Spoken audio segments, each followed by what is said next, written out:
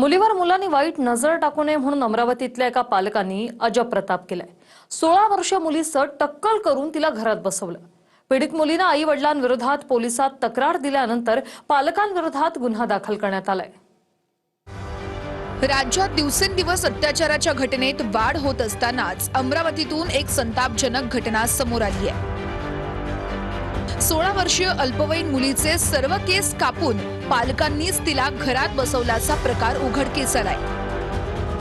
या प्रकारानंतर वरुड पोलीस ठाण्यामध्ये विविध कलमांतर्गत आई वडिलांवर गुन्हा दाखल करण्यात आलाय। नेमकं प्रकरण काय ते बघूया। पीडित मुलगी 16 वर्षाची असून ती शिक्षण घेतेय। एका मुलाची आपल्या मुलीवर वाईट नजर असल्याचा पालकांना संशय आला।